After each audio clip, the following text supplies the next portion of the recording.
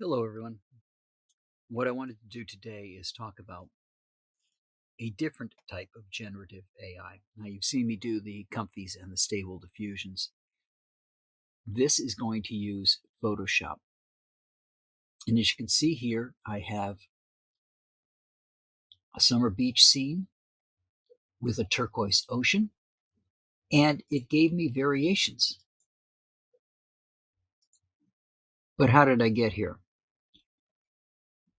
So this is using Photoshop Beta. At the time of this recording, I am using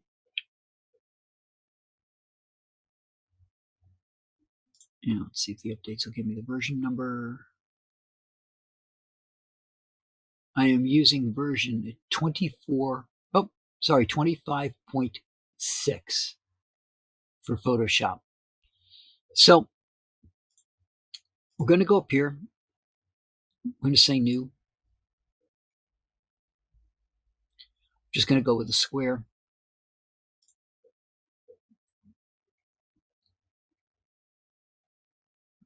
Now that we've got this, what we're going to do is we're going to go over here and use generate. But before we get started, we've got a locked background. So we're going to go up to layer, new, and layer.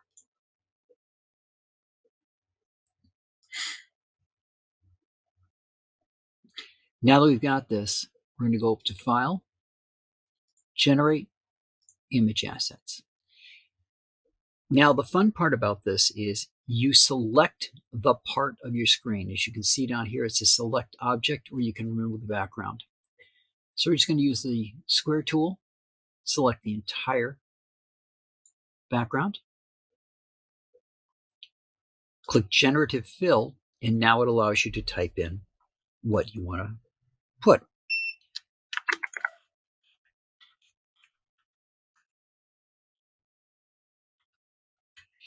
I don't like the box down here, by the way.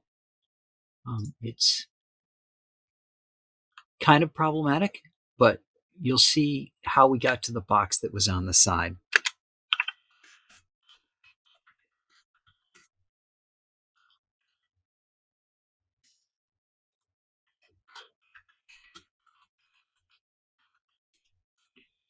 Unlike the other generatives that we've talked about in the past, this is not using my computer. This goes out to the cloud. And you can see how quickly it's going. All right, so it's going out to the cloud, it's processing. Now, it did create another layer for me, but I always like to put a layer in place anyway. And this is what we got. Now, you can see over here that we have a prompt that's easy to edit and gives you more space. Now, let's see what the options are that it gave me.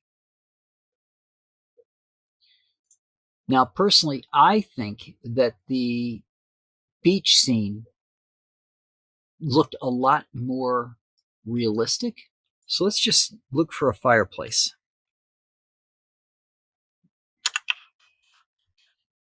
And see how it does with that. Again, it's going to take the prompt, throw it out to the cloud, let the cloud process it, and then come back.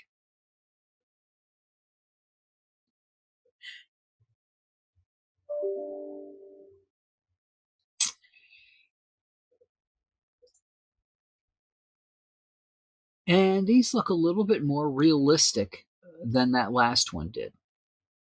Well, for the most part. Let's try another nature scene.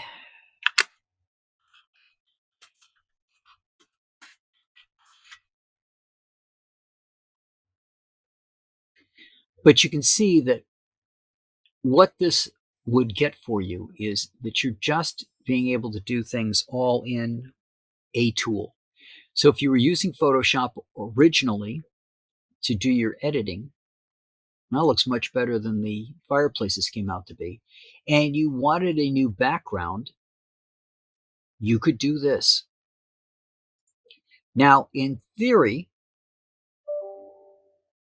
you could have it replace just the background and leave your person in place. Haven't tested this out yet. Again, this is still a beta version of stuff, but if you had somebody standing and you could generate the background behind it, of course, this is Photoshop. It's it could be just as easy to go get the subject from the other image and paste the image in, but the generative AI might make it look a little bit more realistic.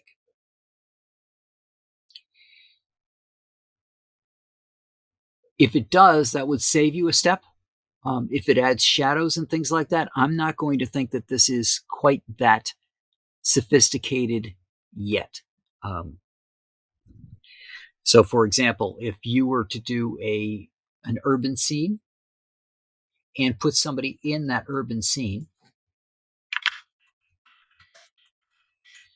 would the generative AI handle the shadow that you had from the original? Would it just remove all shadows completely and you have to add the shadow in?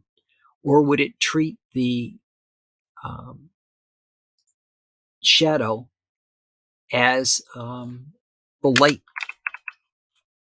and make adjustments for the lighting of the generative AI? I'm going to say at this point, it's probably not that sophisticated,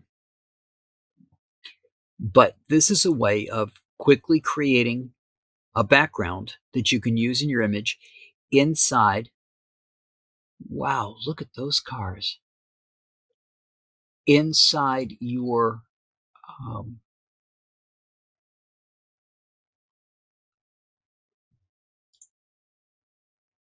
application as you're going through, and just go ahead and add that in.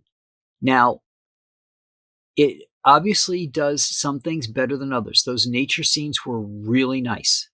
That beach scene, it said I wanted a summer beach scene with a turquoise ocean, and these are really nice. But you can see as soon as we go over to something that is more urban, the people and the cars just don't look right. And part of that is probably based on the fact that if it had images of cars originally, they had been modified so that the bumpers were blurred to take out the license plates and things. And it's possible that that just went across the entire back of the car. And that's why we're seeing these types of things. Same might apply to people as well. It's not doing a good job generating people. But if you wanted just a simple backdrop, nature based, with this current version of the beta, again, this is version uh, 25.6 that was just updated, um, then you'd be all set. Now, the other thing it can do is it can expand your image. It does a pretty good job of that. Basically, what you're doing there is you're taking a smaller image and expanding it so that the AI fills in the missing area. For example, if you had an image that had this much to it and you wanted to expand it, you could use that image, put it on a larger canvas, and then tell it to expand out to that larger canvas, and it would try to figure out what it would uh, make for an image. It won't necessarily look like what you saw, but from the examples I've seen, it does a much better job of expanding out those images and making them look more realistic than we've seen with some of the stuff. Again, depending on what you're looking for, is what you're going to get. And based off of what it is that you're trying to generate, you could end up with a good image or a not so good image, depending on what you're asking it to do. The buildings look reasonable. The people in the cars do not. The forest scene, which I just pasted in the middle of this, looks pretty wild. I have to say it's kind of neat. It took the area that I had highlighted and replaced it with a forest scene, left the road in place, which I think is kind of interesting. So it's almost like um, a post-apocalypse type of thing where there were buildings that had gotten knocked down and now they're been replaced by trees. So you can use your creativity in here, but at the same time, if you're looking to just come up with a nice background that you can use for an image, you can grab your person, drop them into here, or have the generative AI replace your image. I would probably want to stick with something like a green screen for that and then have it generate a background.